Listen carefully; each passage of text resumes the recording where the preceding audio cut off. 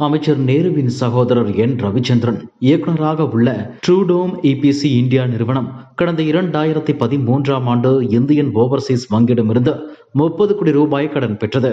அந்த கடன் தொகையை ட்ரூடோம் இபிசி இந்தியா நிறுவனம் சகோதர நிறுவனங்களுக்கு திருப்பி விட்டதாகவும், இதன் மூலம் தங்களுக்கு 22 கோடியே 48 லட்சம் ரூபாய் இழப்பு ஏற்பட்டதாக வங்கி சார்பில் புகார் அளிக்கப்பட்டது. இதன் அடிப்படையில் அமைச்சர் நேருவின் சகோதரர் என் ரவிச்சந்திரன் உள்ளிட்டோர் மீது 2021ஆம் ஆண்டு சிபிஐ வழக்கு பதிவு செய்தது. இந்த வழக்கின் அடிப்படையில்தான் அண்மையில் அமைச்சர் கே என் நேரு உள்ளிட்டோருக்கு சொந்தமான இடங்களில் அமலாக்கத்துறை சோதனை மேற்கொண்டது. இந்நிலையில் எழும்பூர் நீதிமன்றத்தில் நிலுவையில் உள்ள வழக்கை ரத்து செய்ய கோரி அமைச்சர் நேருவின் சகோதரர் என் ரவிச்சந்திரன் உள்ளிட்டோர் சென்னை உயர் நீதிமன்றத்தில் மனு தாக்கல் செய்துள்ளனர். இந்த மனு நீதிபதி எம் நிர்மல்குமார் முன்பு விசாரணைக்கு வந்தது.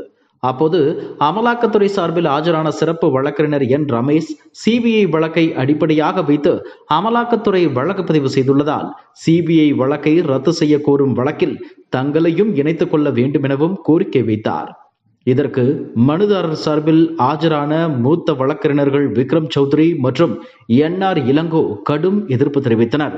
அமலாக்கத்துறையின் இந்த நடவடிக்கை ஆபத்தானது எனவும் சட்டத்தை மீறியது எனவும் கூறினர். தங்களது அரசியல் எஜமானர்களை திருப்திப்படுத்துவதற்காக அமலாக்கத்துறை இதுபோல செய்வதாகவும் கடுமையாக சாடினர்.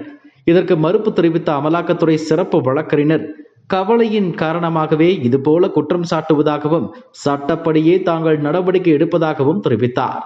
இதையடுத்து இந்த வழக்கில் இடையீட்டு மனு தாக்கல் செய்ய அமலாக்கத்துறைக்கு அனுமதி அளித்த நீதிபதி விசாரணையை ஜூன் 12ஆம் தேதிக்கு தள்ளி வைத்தார். இதுபோன்ற செய்திகளை மேலும் தெரிந்து கொள்ள எங்களது யூடியூப், ஃபேஸ்புக் மற்றும் ட்விட்டர் ஆப்களை சப்ஸ்கிரைப் செய்யவும்.